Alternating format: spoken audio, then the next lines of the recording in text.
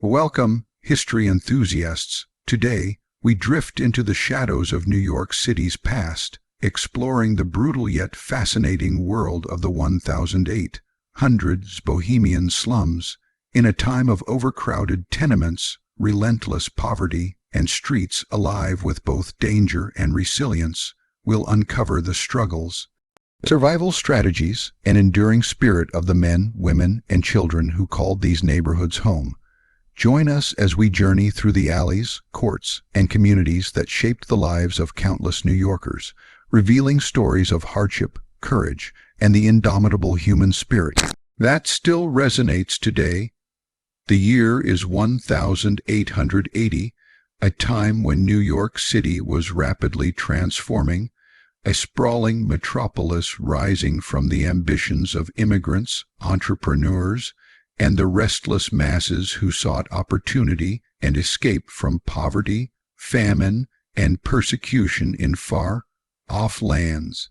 But beneath the shimmering promise of streets lined with gas lamps and ambitious architecture, beneath the grand theaters and the bustling docks of commerce, lay a different world altogether, a shadow world of desperation, filth, and relentless struggle, the Bohemian slums of Manhattan. These streets were not merely roads or avenues. They were arteries of survival, pulsating with human suffering, human hope, and a fierce determination to endure that seemed almost unnatural to anyone who had never walked them. The people who inhabited these neighborhoods were not merely residents. They were warriors in an invisible battle, fighting each day to claim a place in a city that often seemed determined to crush them under its weight. Imagine the streets themselves, narrow, crooked, and choked with the detritus of countless lives. These lanes were lined with tenements stacked haphazardly like towers of human ambition and human misery alike. The buildings seemed almost alive, breathing smoke from the countless stoves inside, exhaling the combined stench of cooking, waste, sweat, and sickness into the air. They were crowded, often unbearably so, with families of 10, 12, sometimes even more people crammed into rooms barely large enough to stand in, let alone sleep. The walls were thin, the floors creaked ominously under every footstep, and the windows, when they existed, were more like tiny slits than openings, offering little light and less air. These tenements were not simply dwellings. They were instruments of survival. Each room, a crucible in which human endurance was tested to its limits. Families lived, argued, laughed, cried, and died within these wooden shells pressed tight together, a testament to the extremes of poverty and the limits of human resilience. In these slums, the very air seemed hostile. Smoke from cooking fires and nearby factories mingled with the ever-present stench of refuse that lined the streets and alleyways. Garbage was dumped outside buildings, often left to rot under the scorching sun, attracting vermin and spreading disease. The clamor of the city was constant: children's cries, the barking of stray dogs, the yells of vendors, the clatter of wagons over cobblestones, and the occasional shout of the police or a gang asserting dominance. It was a symphony of chaos, unrelenting and exhausting, a backdrop against which every human drama played out. Walking these streets, one could feel the weight of human suffering pressing down, a reminder that life here was not a mere existence but a struggle fought on every front, minute by minute, hour by hour. The people themselves were a mosaic of the world's hardships and hopes. Immigrants poured into the city in search of better lives, fleeing famine, political oppression, or religious persecution. Irish men and women carried the scars of the potato famine. Italians arrived with memories of rural deprivation. Germans brought stories of failed revolutions and economic ruin. Each group brought with them culture, language, and customs, but also the same desperate need to survive in a place that seemed indifferent to their plight.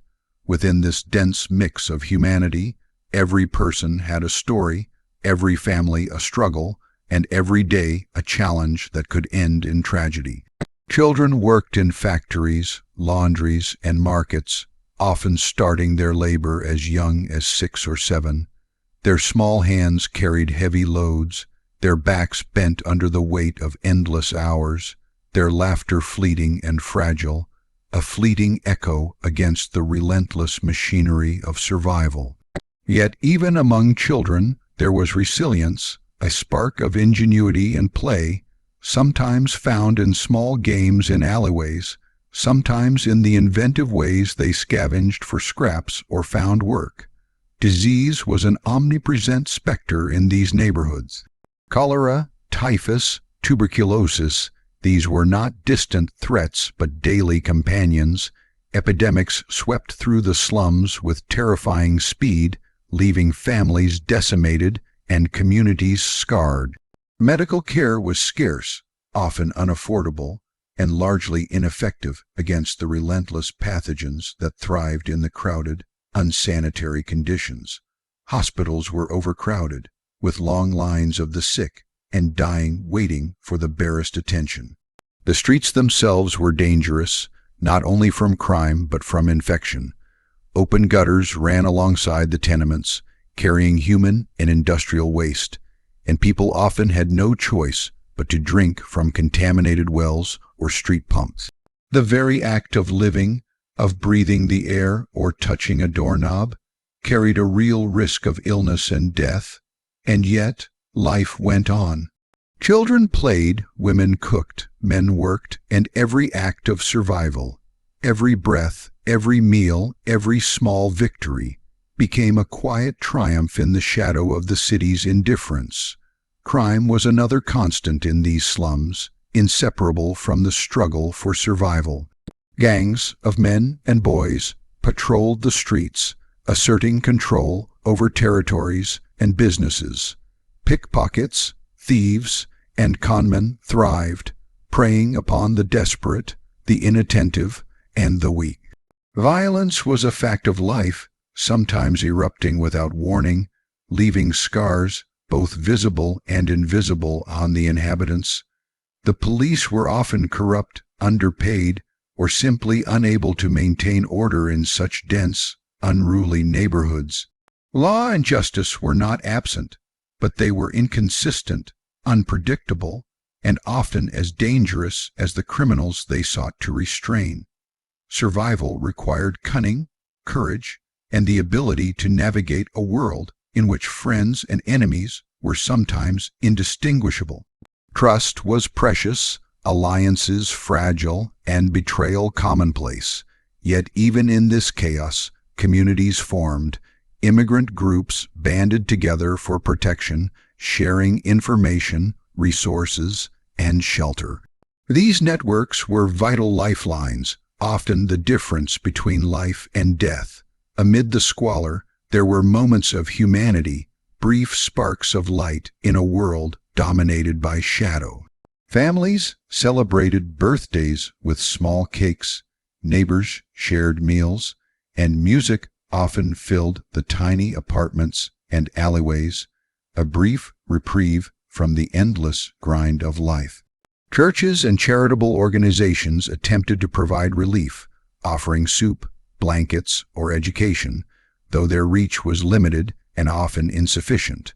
Schools were crowded and poorly funded, but they offered the promise of a future, a rare glimpse of hope in an otherwise bleak existence. People clung to these small comforts with remarkable tenacity, finding meaning and connection wherever they could, even as the city around them seemed designed to break them down. The slums were also spaces of creativity and ingenuity. People adapted to scarcity with remarkable inventiveness. Children fashioned toys from scraps, women turned minimal ingredients into filling meals, men repurposed discarded materials into tools or furniture. Every act of creativity was a small rebellion against the oppressive environment, a way to assert control over a life that often felt dictated by forces beyond one's power. In a world of scarcity and danger, ingenuity became as vital a survival tool as strength or courage. Artisans, writers, and performers, often living in the slums themselves, captured the essence of this struggle, documenting in words, drawings, and music the lives of people who were otherwise invisible to the city's elite. Their work preserved the humanity of the slums, a testament to the resilience and creativity that flourished even under the harshest conditions. The streets themselves were alive with stories. Every alley, every corner, every tenement doorway bore witness to triumph, tragedy, and survival. The sound of footsteps echoed against brick walls. The cries of children and the laughter of neighbors mixed with the noise of carts and street vendors. Each day was unpredictable, a gamble with survival as the stakes. Hunger could strike suddenly, violence could erupt without warning, and disease could claim lives in a matter of days. Yet the inhabitants of the Bohemian slums endured, driven by necessity, hope, and an unbreakable will to live. Their existence was a testament to the raw, unfiltered struggle of humanity, a reminder that even in the darkest corners of civilization, life not only persisted but fought to assert its presence. New York in the 1880s was a city of contrasts. Grand theaters and opulent mansions existed side by side with overcrowded, decaying tenements. Wealth and poverty were neighbors, ambition and desperation intertwined. The Bohemian slums were a microcosm of this larger struggle, a place where human resilience was tested every day. The streets demanded toughness, cunning, and courage. Those who survived learned quickly how to navigate the dangers, how to find allies, how to scavenge what they needed from a city that seemed indifferent. Every small victory, finding food, protecting one's family, surviving an epidemic, was a profound achievement worthy of acknowledgement in a world that rarely paused to notice the lives of the poor. In these neighborhoods, life was stripped to its essentials: eat, work, survive, protect, and endure. Luxury, leisure, and comfort were distant fantasies. The people of the slums existed in a perpetual state of tension, a delicate balance between hope and despair. Each day demanded vigilance, each night brought new fears. And yet, amidst the darkness, there was a remarkable vitality. Stories were told, songs were sung, and dreams persisted. Even as the city's machinery of progress ground on around them, the people of the Bohemian slums carved out spaces of humanity, creativity, and connection. They were survivors not in theory but in practice, enduring a brutal reality with courage, tenacity, and an indomitable spirit. The Bohemian slums of 1880s New York were not merely a place, they were a crucible. They forced people to confront the rawest edges of existence, to negotiate life and death daily, and to find meaning in the smallest victories. Walking those streets, one could sense the weight of history, the countless lives that had struggled and persevered in the face of unimaginable hardship. The tenements, the alleys, the markets, and the street corners were alive with human stories, each one a testament to survival, resilience, and the enduring strength of the human spirit. Here, in the shadows of progress and prosperity, life continued, messy, brutal, and beautiful in its sheer determination to persist. The tenements of New York in the 1800s were more than just buildings. They were monuments to human struggle, cramped towers of desperation and endurance that rose above the narrow streets like grim sentinels. To the outsider, they might have seemed ordinary, simple structures of wood and brick, but to those who lived within them, they were a universe unto themselves, a world that dictated the rhythm of life, the limits of ambition, and the possibilities of survival. Families of 10, 12, sometimes even more, were packed into spaces that measured barely 20 feet by 20 feet, spaces that forced people into constant proximity with one another. Privacy was a luxury none could afford. Every cough, every whisper, every argument, every laugh carried through the thin walls to neighbors, creating an environment that was both claustrophobic and intimate, where every action was witnessed, and every transgression felt amplified. Imagine stepping inside one of these tenements. The air was thick and heavy, saturated with the odors of countless meals, damp clothes, smoke from coal and wood stoves, and the ever-present stench of human waste that seeped up from the streets below. The floors, made of uneven planks, creaked underfoot, and the ceilings were low, forcing taller men to stoop as they moved. Windows, when present, were often small, dirty, and barred, letting in only slivers of light that did little to alleviate the darkness inside. In winter, the rooms were freezing, drafts cutting through the gaps in the walls, while in summer the heat was suffocating, a combination of sun, human bodies, and the lingering warmth of cooking fires. Every day was a challenge, not just to survive the environment, but to endure the oppressive conditions that shaped every aspect of life. Children were the most visible inhabitants of the tenements, their energy and resilience in stark contrast to the harsh conditions that surrounded them. They ran barefoot across the uneven floors, their small hands and feet toughened by exposure to cold, heat, and dirt. They scavenged for scraps in alleys and markets, delivered messages, or worked long hours in factories and laundries, their labor contributing to the family's survival. Education was a distant promise for many, and schooling was often interrupted by illness, hunger, or the need to work. Yet, despite these hardships, children found ways to play, to laugh, and to express themselves. They fashioned toys from discarded materials, played games in narrow alleys, and created small moments of joy in an otherwise relentless environment. Their laughter, though fleeting, was a testament to the resilience of the human spirit, a reminder that even in the harshest conditions, life sought expression. Life in the tenements was not merely crowded. It was a constant negotiation of space, privacy, and survival. Families cooked in shared kitchens or even in their own rooms over small stoves, the aroma of food mingling with smoke and the odors of the building. Cooking was a delicate balancing act.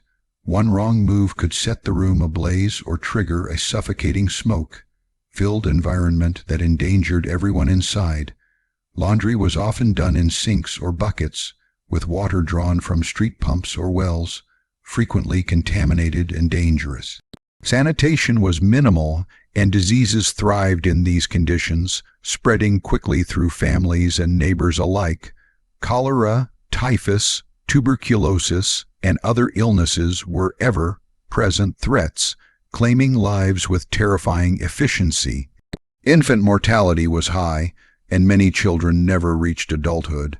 The simple act of breathing carried risk, yet families persisted, driven by necessity, hope, and a fierce will to endure.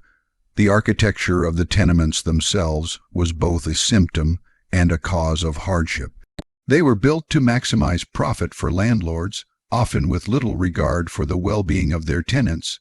Staircases were narrow and steep, hallways were dark and suffocating, and fire hazards were rampant. Wooden structures aged poorly, prone to rot and collapse, while overcrowding magnified every danger. Residents adapted as best they could, creating makeshift furniture, partitions, and sleeping arrangements to carve out a semblance of order in the chaos. Some families stacked beds in tiers, slept on the floor, or rotated sleeping schedules to make the most of limited space. Privacy, comfort, and security were all compromised, and every day required negotiation, creativity, and endurance. Survival here was not just about finding food or avoiding illness. It was about navigating a complex social ecosystem in which cooperation, conflict, and cunning were constant companions. Community life in the tenements was paradoxical, simultaneously oppressive and supportive. Families and neighbors were in constant proximity, forced to share walls, stairwells, and hallways, Yet this closeness fostered relationships and networks that were crucial for survival. People borrowed food, exchanged information, and offered assistance during times of illness or crisis. Social gatherings were improvised, often in shared rooms or courtyards, providing moments of respite from the relentless struggle. Music, storytelling, and prayer were common, allowing people to assert their humanity amidst the harsh environment. These communities, though informal and often strained, were vital to survival, providing social cohesion, moral support, and practical assistance in a world where the odds were overwhelmingly stacked against the poor. Children's labor was an integral part of life in the tenements. Boys might work as newsboys, street sellers, or factory hands, while girls often helped with domestic chores, laundry, or assisting in family-run businesses. This labor, while necessary, exposed them to exploitation, injury, and abuse. They learned early the harsh realities of the adult world, the value of money, the necessity of work, and the dangers of neglect or misstep. Despite these hardships, many children developed remarkable resilience, ingenuity, and social skills, navigating the dangers of street life with cleverness and daring. They became adept at bargaining, stealing, or negotiating for survival, skills that, in some cases, allowed them to thrive even in the most hostile conditions. Food scarcity was a constant concern. Families relied on cheap staples, bread, potatoes, and occasional scraps of meat or vegetables from vendors or leftovers. Meals were often repetitive, insufficient, and nutritionally inadequate. The act of securing food involved long hours in crowded markets, haggling for prices, scavenging from refuse, or sending children to beg or work.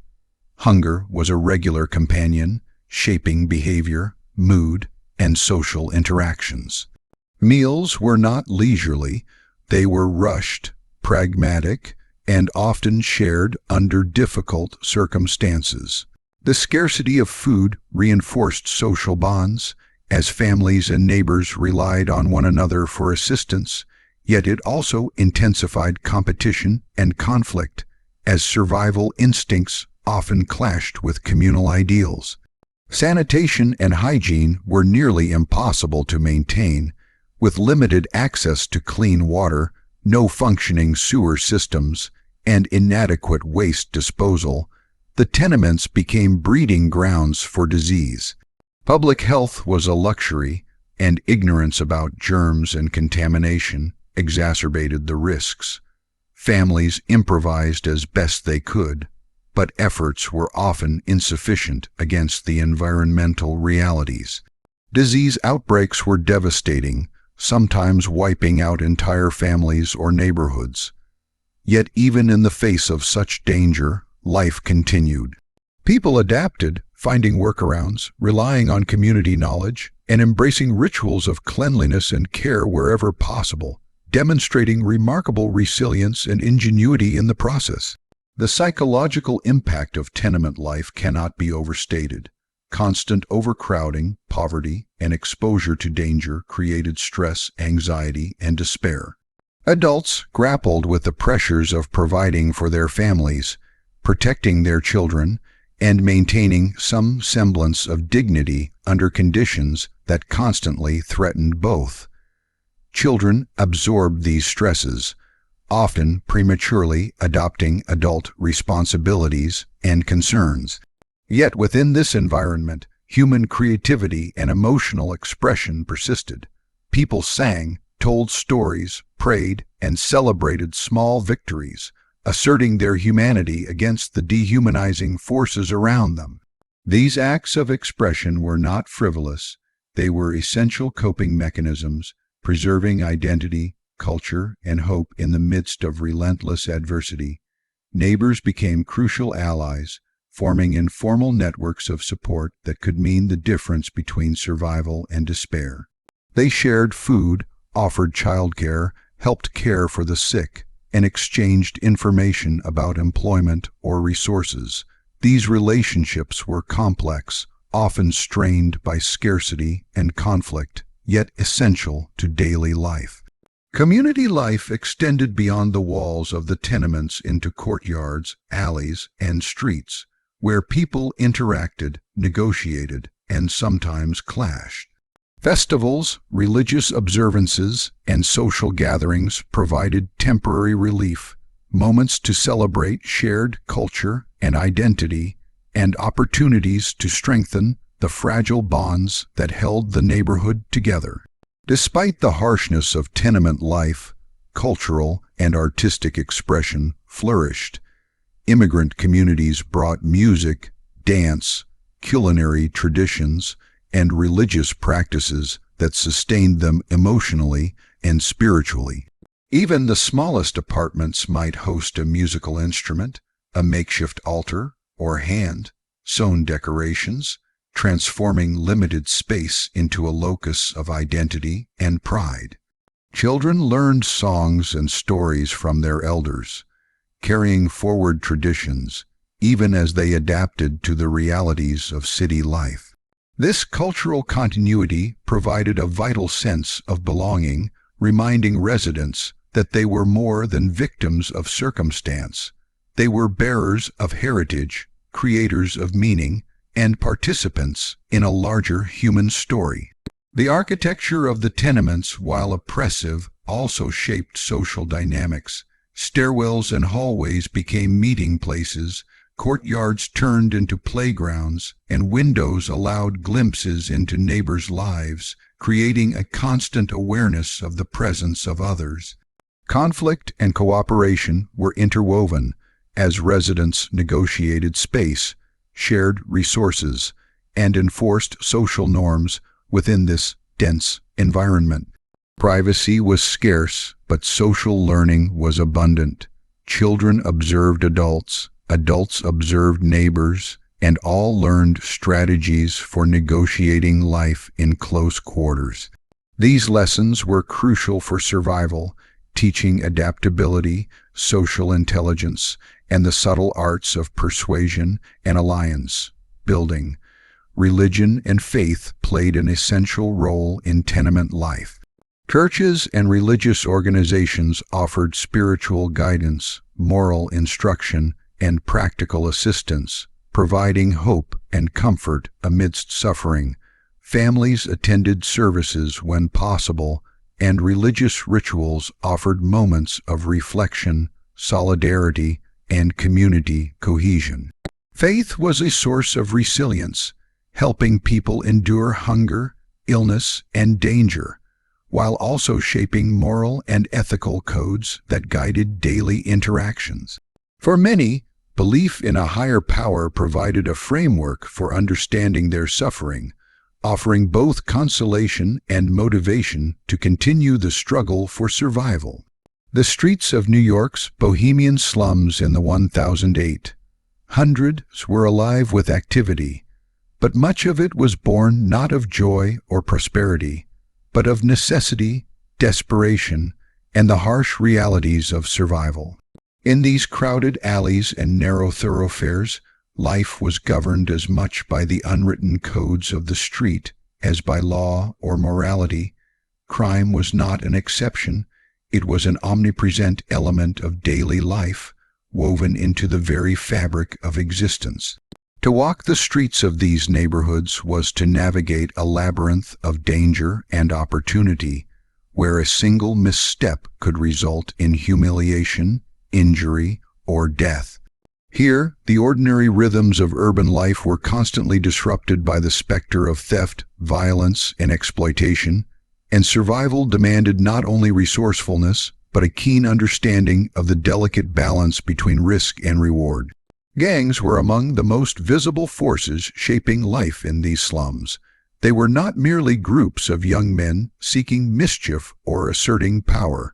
They were highly organized networks with complex hierarchies, territorial control, and economic influence. Each gang carved out a patch of the city as its own, defending it aggressively against rivals while exploiting it for profit.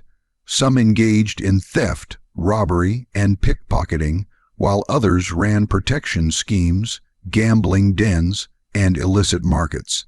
These organizations thrived in a city where law enforcement was inconsistent and often corrupt, exploiting the vulnerabilities of a population already pressed to its limits by poverty and overcrowding. To outsiders, gangs were frightening, unpredictable, and ruthless, yet to many residents, they were also a paradoxical source of protection and opportunity, a line of defense against rival groups or predatory landlords, and occasionally a source of employment, however morally ambiguous. The children of these neighborhoods were particularly exposed to the influence of gangs. Young boys, some barely 10 years old, were drawn into these organizations as apprentices or errand runners. They learned quickly the rules of the street, the value of cunning, and the necessity of loyalty. They were trained in theft, intimidation, and the art of survival in environments where physical strength and quick thinking could determine life or death. Girls, though less often involved directly in gang activity, were not immune to its effects, sometimes forced into labor or schemes orchestrated by older relatives or community members. For many, joining or associating with a gang was less a choice than a requirement for protection and survival, a way to gain a measure of safety and social identity in an otherwise hostile environment. Crime was not limited to organized gangs.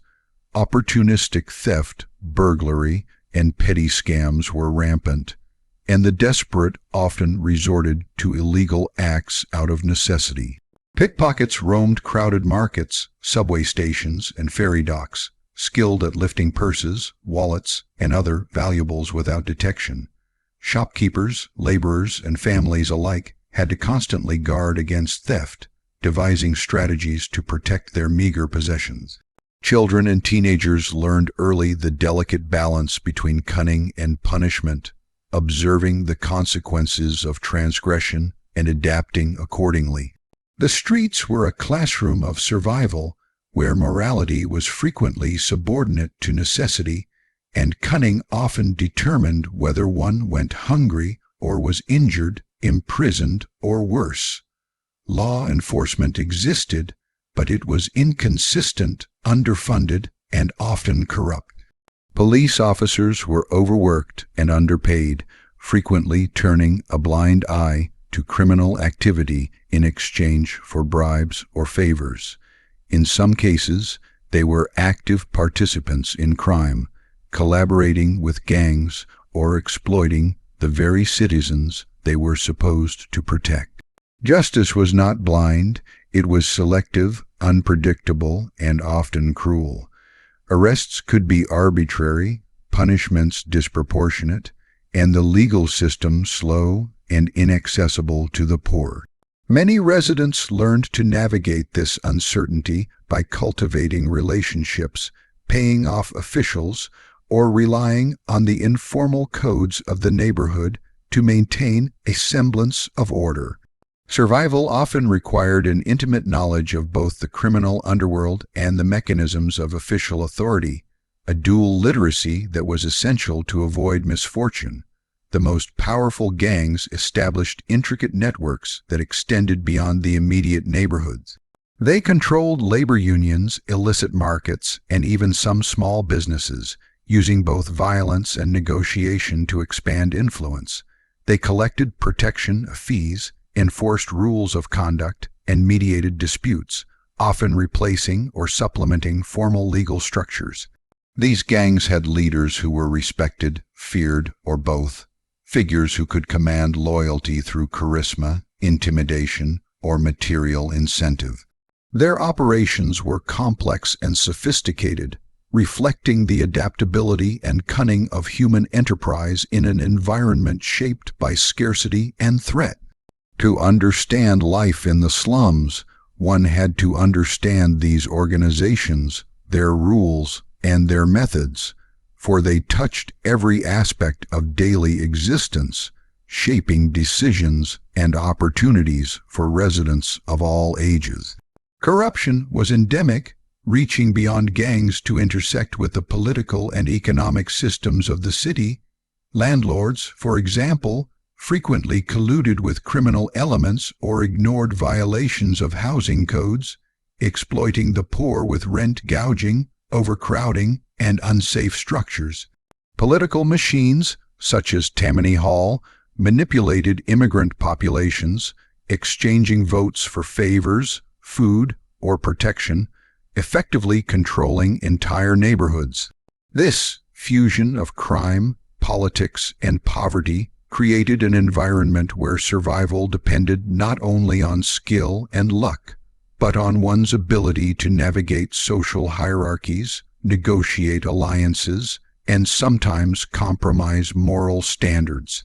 Residents learned early that rules were flexible, morality subjective, and power often wielded through intimidation, bribery, or sheer force. Daily life in such neighborhoods was a precarious balance. Residents walked the streets cautiously, aware of the potential for theft, assault, or exploitation. Children dodged older gang members, women avoided predatory men, and men constantly assessed threats from rivals or opportunists. The city was a chessboard, and each move carried consequences that could reverberate for weeks or months. Survival required vigilance, intelligence, and social skill, as even minor errors could lead to injury, imprisonment, or financial ruin. Residents developed informal codes of conduct, often based on mutual recognition of danger and the need for cooperation. These codes were fluid, adjusted in response to shifting power dynamics, and enforced through a combination of social pressure, retaliation, and negotiation. Despite the omnipresence of crime, there were also acts of heroism and compassion. Some gang members protected neighborhoods from rival violence, provided food or shelter to families in need, and enforced informal justice codes that prevented total chaos. Children who became involved in gangs often found mentorship, social structure, and a sense of belonging, albeit at great moral and physical cost. Neighborhood elders mediated disputes, shared information, and offered guidance, balancing the demands of survival with the maintenance of social cohesion. Even in the midst of pervasive criminal activity, human relationships, based on trust, loyalty, and necessity, provided a framework for navigating the dangers of the streets. The interaction between crime and poverty was complex. Many residents resorted to criminal acts not out of malice but necessity, driven by hunger, unemployment, or the absence of alternatives. Theft, smuggling, and fraud were often survival strategies rather than expressions of inherent criminality. Children learned early the ethics of survival, understanding that bending or breaking rules could be a requirement to sustain themselves or their families. Adults negotiated with criminal elements, paying protection fees or joining networks of mutual support, creating an intricate web of interdependence. Crime was not merely a social ill, it was an adaptive response to extreme circumstances, a reflection of the pressures imposed by a city that offered wealth to some while grinding the poor under its wheels. Markets, docks, and factories were arenas where these dynamics played out visibly. Street vendors needed to guard against theft while hustling to sell enough to survive. Laborers competed for scarce jobs, often under the watchful eyes of gang enforcers who monitored hiring and wages.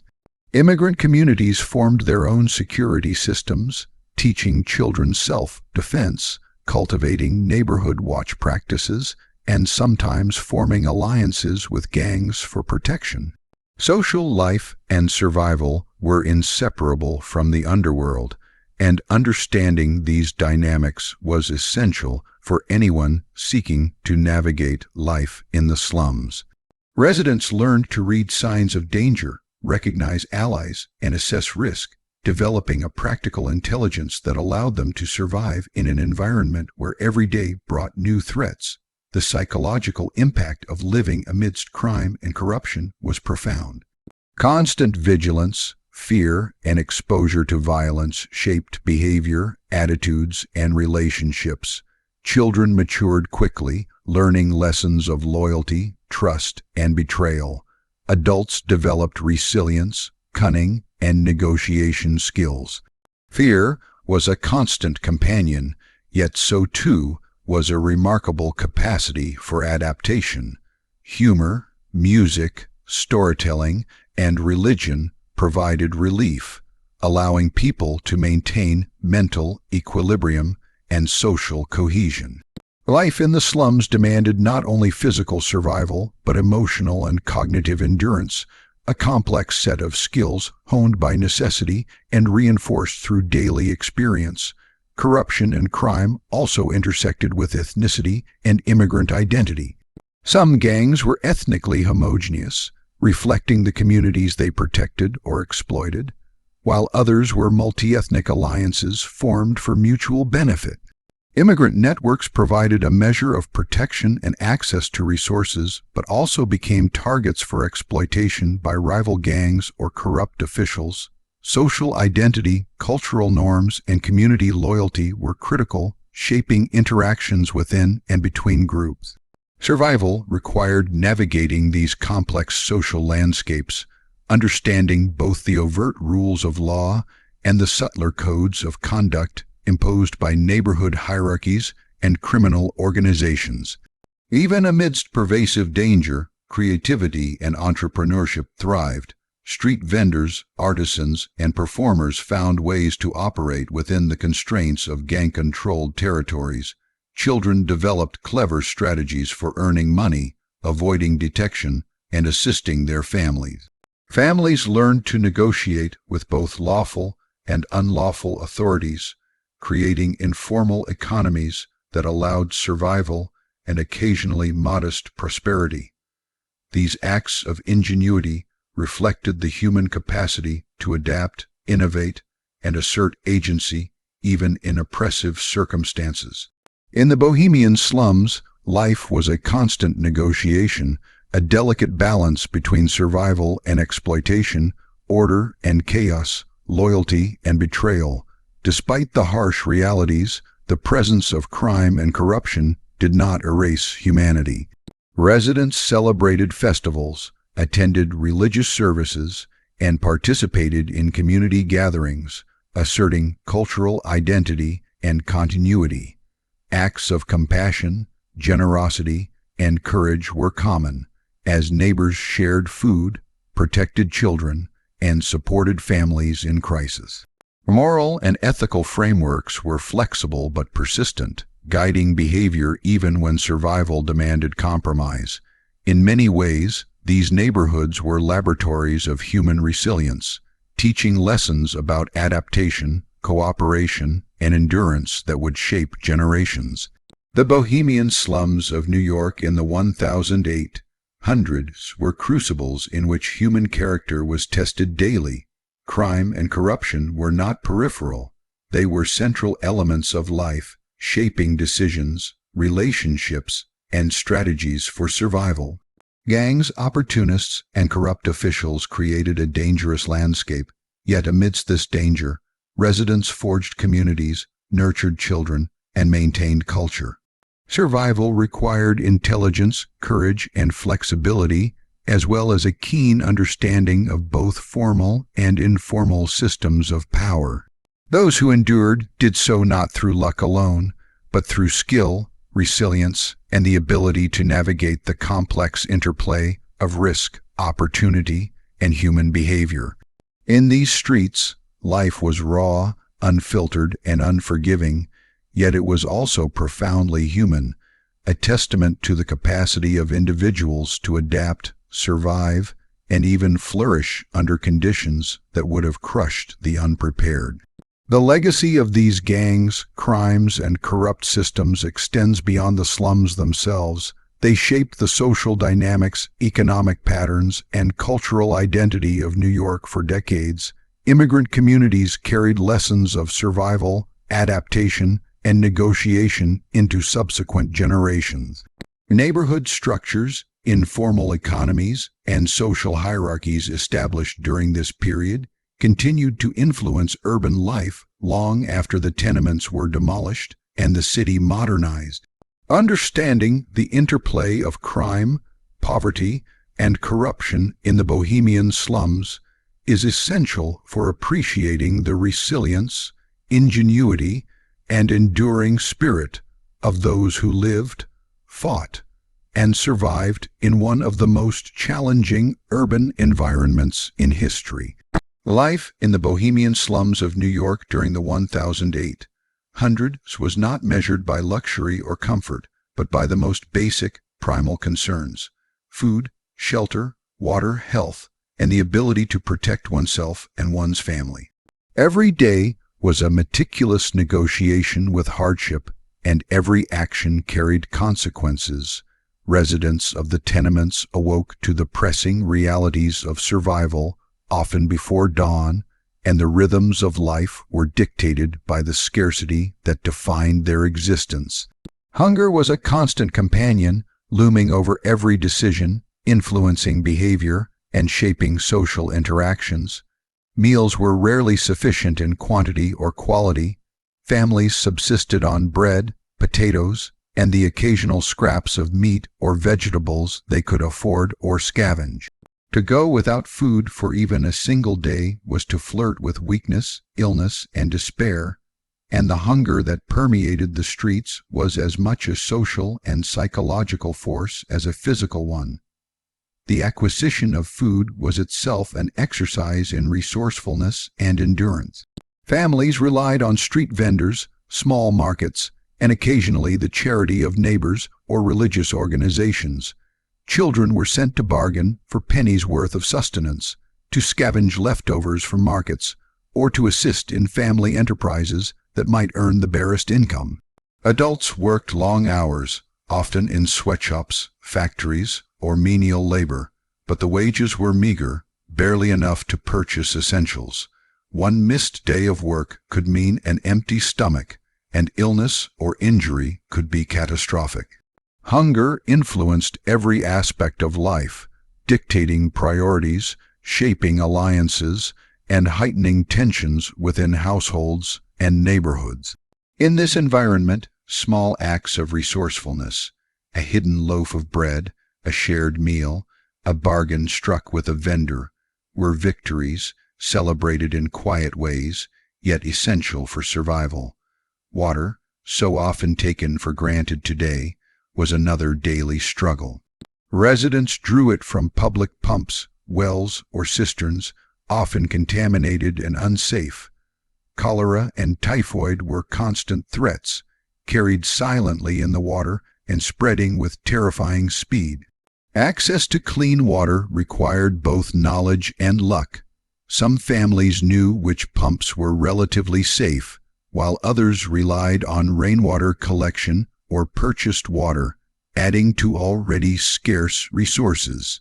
Washing clothes, bathing, and cooking were daily challenges, often performed under unhygienic conditions that further increased the risk of disease.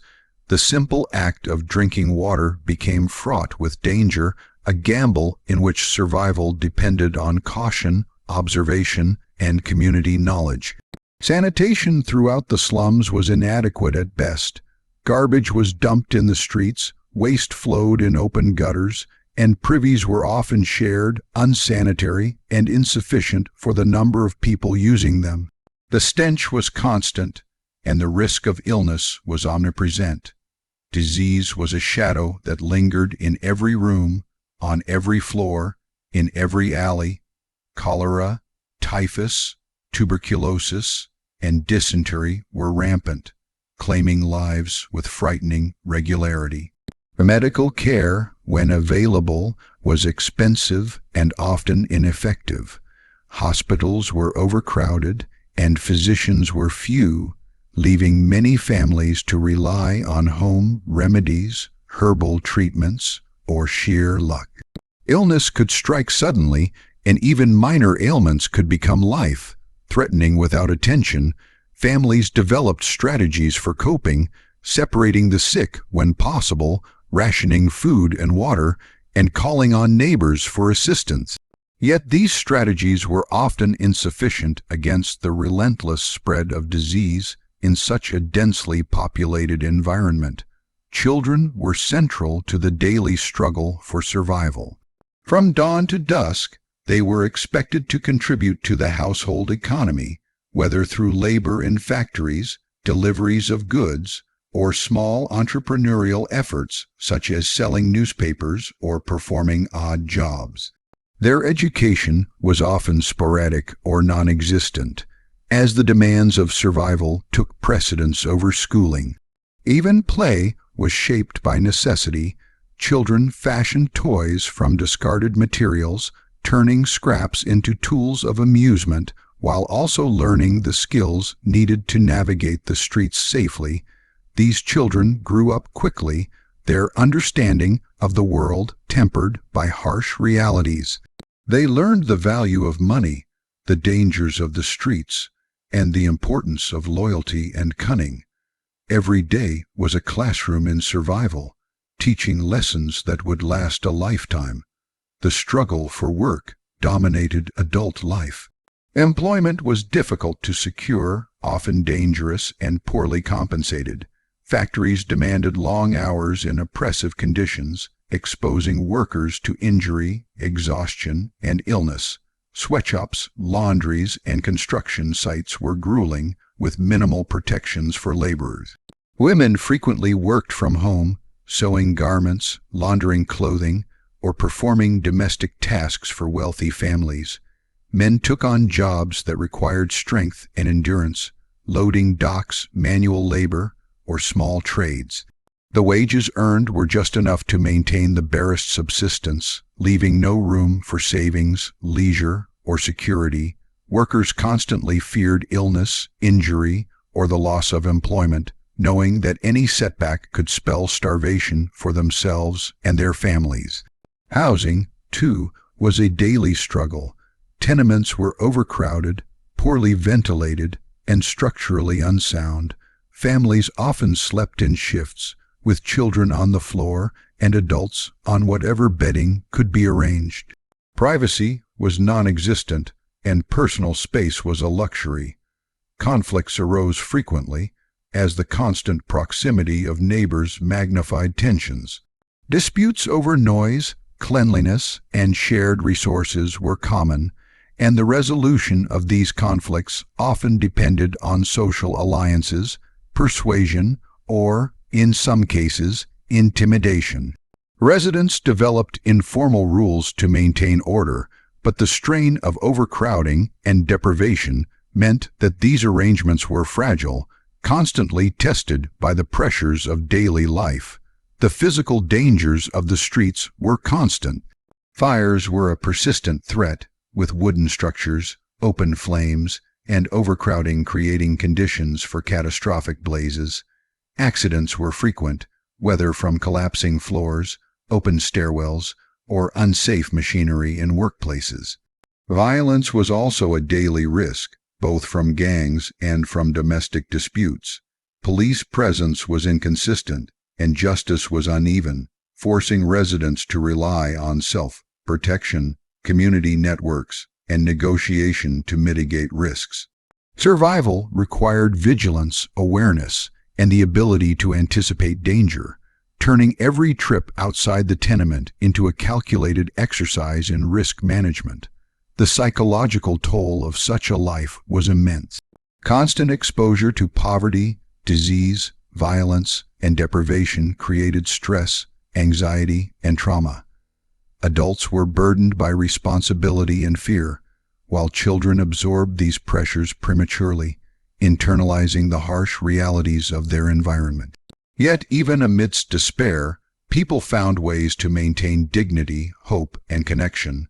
Social rituals, religious observances, storytelling, and music provided relief, offering moments of emotional reprieve and cultural continuity. Community gatherings, however modest, reinforced bonds and offered support. Residents developed resilience, drawing on social networks, shared experiences, and cultural traditions to navigate daily challenges. Resourcefulness was essential. Families improvised solutions to problems of space, nutrition, and hygiene. Children contributed ideas for gathering food or earning small amounts of money. Adults repurposed discarded materials, created makeshift furniture, or devised clever cooking techniques to stretch limited ingredients. Ingenuity became a survival skill as critical as physical strength, with every day presenting new challenges that required adaptation, creativity, and quick thinking. Those who survived learned to negotiate scarcity, turning limitations into opportunities wherever possible. Religion and faith also played a critical role in daily survival. Churches and charitable organizations provided food, clothing, and moral guidance, serving as anchors in a world of uncertainty. Prayer, ritual, and community gatherings offered comfort and structure, helping residents maintain a sense of purpose and hope. Religious leaders sometimes mediated disputes, organized aid, or provided informal education, supplementing the meager support available through formal institutions. Faith became both a coping mechanism and a social adhesive, uniting individuals in shared belief and collective resilience. Children's education, when it occurred, was often interwoven with the practical demands of survival. Schools were overcrowded, poorly funded, and inconsistent in quality. Attendance was irregular, dictated by family needs, illness, or work obligations. Nevertheless, literacy, numeracy, and basic education were valued, as they offered potential avenues for upward mobility, however remote. Teachers struggled to impart knowledge under difficult conditions, while students balanced learning with labor and household responsibilities.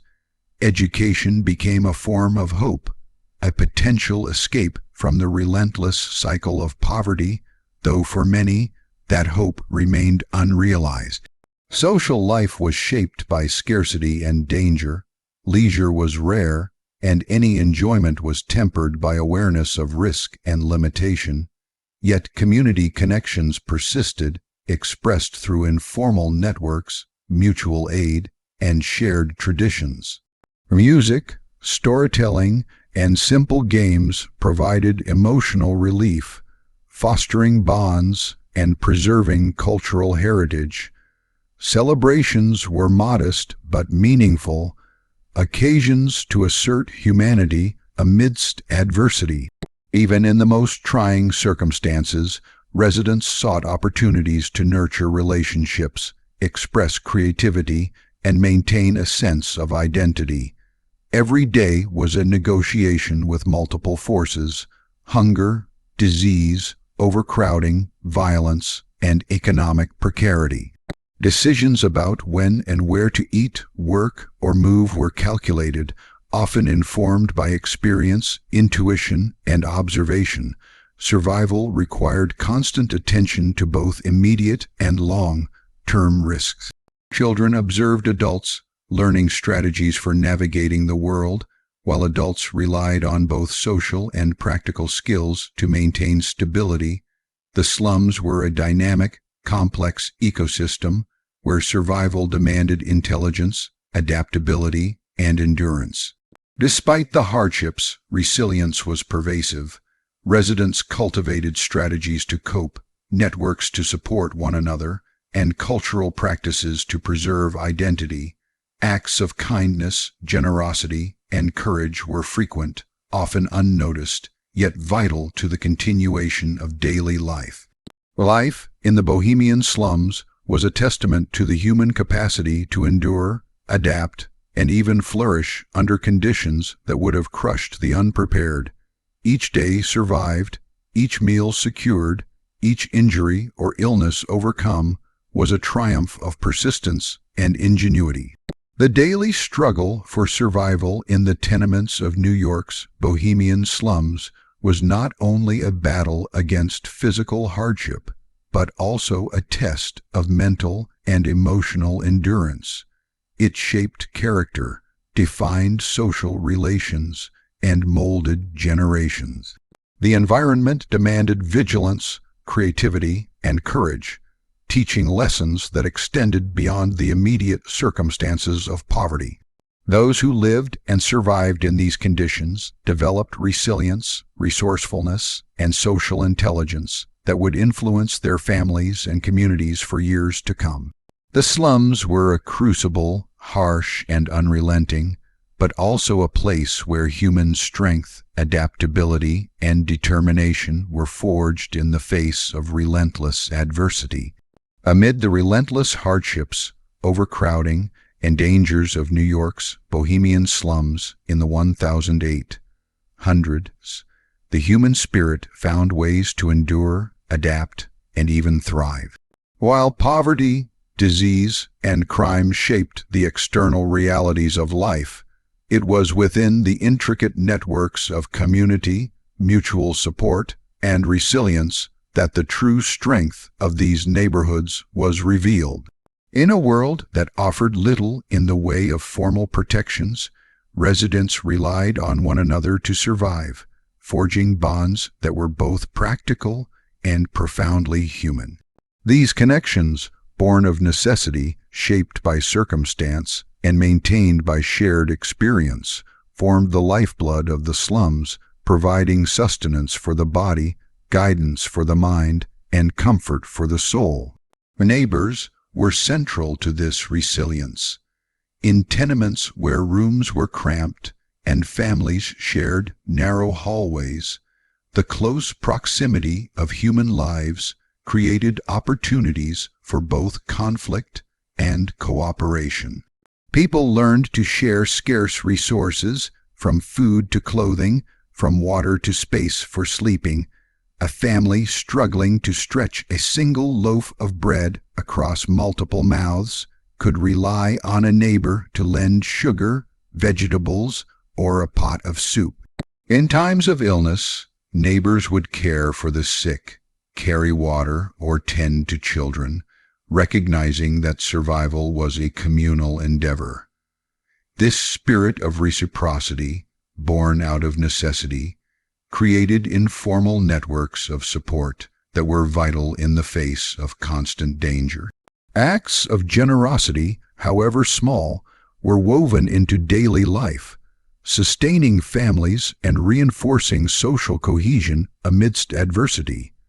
Children were both beneficiaries and contributors to this communal life. They were sent to assist neighbors, deliver messages, or fetch supplies, learning from an early age the importance of interdependence. In return, they were nurtured not only by their own families, but by the extended network of neighbors, mentors, and older children who took on parental roles. Play often incorporated these communal dynamics, with games, songs, and stories circulating among children in shared courtyards or alleys. These interactions were more than entertainment. They were formative experiences, teaching lessons in trust, negotiation, cooperation, and empathy.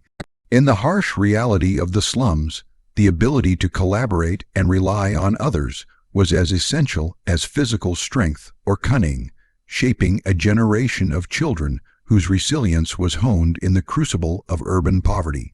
Religious institutions and faith communities played a pivotal role in fostering resilience. Churches, synagogues, and charitable organizations offered more than spiritual guidance. They provided practical aid, education, and a sense of order in a world that often seemed chaotic. Soup kitchens, shelters, and free schools were lifelines for families who otherwise had few options. Religious observances and rituals reinforced shared values, creating a framework for understanding hardship and instilling hope. Faith offered solace in the face of illness, loss, and exploitation, giving people the courage to endure daily struggles. Congregations became extended families, offering emotional support, social cohesion, and guidance, while reinforcing moral and ethical norms that helped maintain community stability in the absence of effective legal protections. In addition to formal institutions, informal community structures were essential. residents organized themselves to address everyday challenges, forming neighborhood committees, mutual aid groups, and self-regulatory networks. These organizations mediated disputes, ensured fair access to resources, and sometimes even coordinated collective resistance against exploitation or crime. In neighborhoods where gangs and corrupt officials were constant threats, these networks provided a measure of protection and advocacy. People relied on word-of-mouth information, shared intelligence about dangers or opportunities, and coordinated efforts to maintain order and security. In essence, the slums operated as complex ecosystems in which informal governance, social intelligence, and collective action were vital for survival. Cultural expression was a cornerstone of community resilience. Music, storytelling, and artistic endeavors flourished even in the harshest conditions, providing both emotional relief and a medium for shared identity. Musicians played on street corners, in tenement rooms, or at informal gatherings, their melodies weaving hope into the daily rhythm of life. Stories of hardship, triumph, and humor were passed orally, preserving memory, reinforcing cultural identity, and providing guidance for younger generations. These expressions were acts of defiance against adversity, asserting humanity and continuity even in environments designed to suppress individuality and creativity. Festivals, religious celebrations, and neighborhood events allowed people to temporarily transcend the harshness of everyday life, fostering solidarity and a sense of collective identity. The role of women in sustaining community resilience was particularly significant. Mothers, daughters, and wives often acted as the glue holding families and neighborhoods together.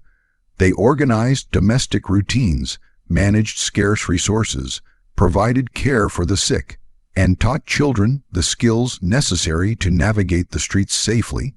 Women's networks extended beyond individual households, encompassing neighbors and extended kin who could provide assistance or advice in times of crisis. Women also participated in charitable and religious activities, strengthening community cohesion and creating avenues for mutual support. Their labor, both visible and invisible, was foundational to the functioning of the slums, ensuring that survival was possible despite the constant pressures of scarcity and danger. Resilience was also built through informal education and mentorship. Older children, apprentices, and experienced adults took on roles as guides, teaching younger residents the skills necessary to survive in the slums. They imparted knowledge of safe routes, trustworthy allies, and the intricacies of work, trade, and negotiation. Practical skills, cooking, cleaning, repairing clothing, navigating legal and social systems, were passed down, forming a generational knowledge base essential for enduring life in the tenements. This informal education complemented the limited formal schooling available, providing young people with the tools they needed to survive and, occasionally, to seize opportunities for upward mobility. Adaptability was a hallmark of community resilience. Families and neighborhoods constantly adjusted to changing circumstances, whether due to economic shifts, illness, or external threats such as fires, riots, or epidemics. Resourcefulness was cultivated out of necessity. Residents repurposed materials, created makeshift furniture, developed novel methods for cooking or storing food, and adapted clothing and shelter to suit the seasons. Collective problem solving emerged as a critical survival strategy, with families pooling labor, knowledge, and resources to overcome obstacles. These adaptive practices were not merely practical. They reinforced social bonds, teaching cooperation and the value of collective effort in a challenging and unpredictable environment. the social fabric of the slums was further reinforced by shared experience. Residents lived, struggled, and endured together, creating a deep sense of empathy and solidarity. Witnessing neighbors cope with hardship, illness, or loss cultivated compassion, while participating in collective problem-solving strengthened trust and collaboration. These social bonds were critical for maintaining stability in an environment where institutional support was minimal and external threats were omnipresent. Solidarity was not merely sentimental, it was a practical necessity, enabling communities to survive when the city, the economy, and formal authorities offered little assistance. Humor and storytelling also contributed to resilience, providing psychological relief from constant stress. Jokes, playful banter, and tall tales circulated in tenements and alleyways, offering moments of reprieve and reinforcing social cohesion. Stories of past hardships, clever tricks, or minor triumphs became shared lore, teaching lessons while fostering community identity. These narratives helped residents to frame their struggles in ways that reinforced endurance, perseverance, and hope. Humor became a subtle form of resistance, a way to assert agency in circumstances that often seemed beyond control. Mutual aid extended into economic cooperation. Families pooled resources for bulk purchases of food or coal, shared tools and clothing, and organized informal lending arrangements. Skilled artisans or laborers might trade services rather than money, creating a local economy based on reciprocity and trust. These arrangements mitigated some of the harshness of poverty, spreading risk and providing a buffer against sudden crises such as illness, injury, or job loss. Economic resilience was thus inseparable from social cohesion, demonstrating the interdependence that defined life in the slums. Religious faith intersected with practical resilience, reinforcing both individual and communal strength.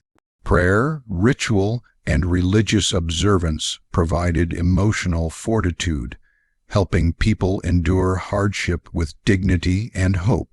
Religious leaders often served as mediators, advisors, and organizers, guiding communities through crises and offering a moral framework that balanced survival instincts with ethical norms.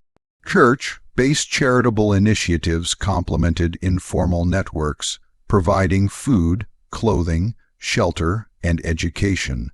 Faith became both a coping mechanism and a social adhesive, fostering solidarity and shared purpose in the face of adversity. Art, music, and cultural expression were crucial forms of psychological resilience. Street performers, musicians, and artists maintained vibrant cultural traditions even in the face of extreme poverty. Music provided comfort and a sense of continuity. Stories preserved collective memory and transmitted lessons, and artistic expression offered an outlet for frustration, hope, and creativity. These cultural practices reinforced community bonds, offering shared experiences that transcended the harshness of daily life. They were acts of defiance as much as celebration, asserting humanity, creativity, and dignity in a world designed to diminish them. Elders played a key role in nurturing resilience. They offered wisdom, mediated disputes, and provided guidance on navigating social, economic, and environmental challenges.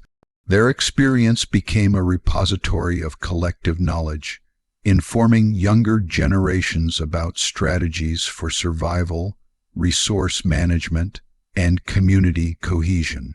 In this way, the slums functioned as a multi-generational ecosystem, with knowledge, values, and cultural practices transmitted through observation, participation, and oral tradition. Elders' presence reinforced stability and continuity, grounding the community amidst chaos and uncertainty. Survival in these communities was inseparable from social networks, cultural continuity, and collective action. Daily life required constant negotiation with scarcity, danger, and unpredictability, and the bonds formed within neighborhoods were essential for managing these challenges. The residents of the Bohemian slums developed adaptive strategies that combined practical skills, emotional intelligence, social cohesion, and cultural expression. Every shared meal, every act of generosity, every story told and song sung reinforced resilience, creating a complex web of support that sustained life under conditions that would have overwhelmed those who were isolated or unprepared. The Bohemian slums of New York in the 1800s, with their overcrowded tenements, perilous streets, and unrelenting hardships, left a legacy far beyond the narrow alleys and grimy courtyards in which they were born. The human stories that emerged from these neighborhoods, tales of endurance, resilience, and ingenuity, offer lessons that extend across time, illustrating the complex interplay between adversity, community, and survival. To understand the legacy of these slums is to confront the duality of human existence in extreme conditions, the capacity for both degradation and transcendence, for suffering and adaptation, for despair and creativity. The environment of scarcity, danger, and social challenge became a crucible in which skills, behaviors, cultural practices, and moral frameworks were forged, leaving a lasting imprint on the city, its people, and the generations that followed. At the most immediate level, the slums produced a generation of people whose resourcefulness was unparalleled. From early childhood, residents were immersed in a world that demanded constant vigilance, improvisation, and strategic thinking. Children learned to navigate dangerous streets, negotiate with adults, and manage scarce resources long before formal education could provide guidance. They understood that survival was a combination of observation, social intelligence, physical skill, and psychological resilience. This early education in life skills, though born of necessity and hardship, created adults capable of extraordinary adaptability, able to read human behavior, assess risk, and make decisions under pressure.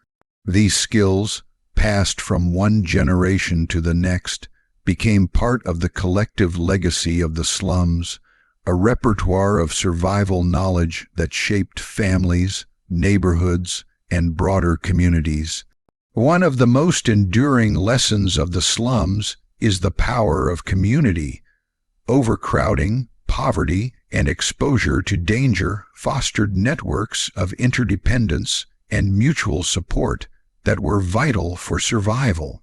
The neighbors relied on one another for food, childcare, protection, and guidance, creating intricate webs of social cohesion. These informal networks operated in parallel to official institutions, often compensating for the absence of reliable law enforcement, healthcare, or social services. The lessons learned in these neighborhoods about cooperation, trust, and collective problem solving were profound. Residents understood that while individual cunning and resourcefulness could provide temporary advantage, long-term survival depended on relationships, social bonds, and mutual support. The communal ethos of the slums became a defining feature, demonstrating that even in the most hostile environments, human beings are capable of extraordinary solidarity and care. Cultural resilience also forms a crucial aspect of this legacy. Music, storytelling, religious observance, and festive gatherings were not merely diversions. They were tools for psychological endurance and social cohesion.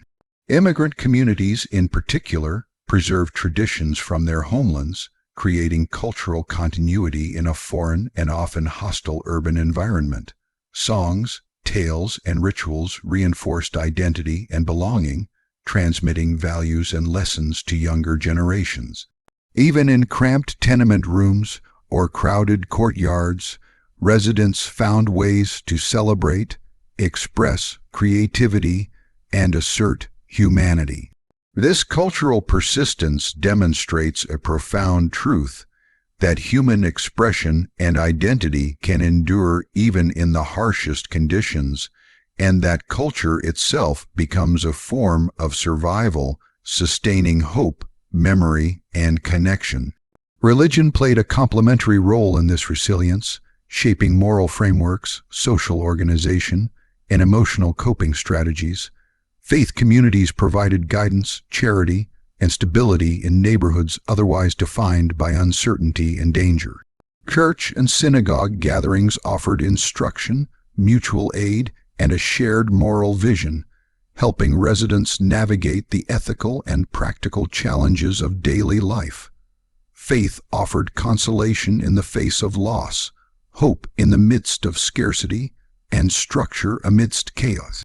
The legacy of religious engagement in these slums extends beyond spiritual life. It fostered social cohesion, moral reasoning, and a framework for interpreting hardship, leaving an enduring imprint on families and neighborhoods. The slums also left lessons in the relationship between adversity and ingenuity. Scarcity and danger forced residents to innovate constantly,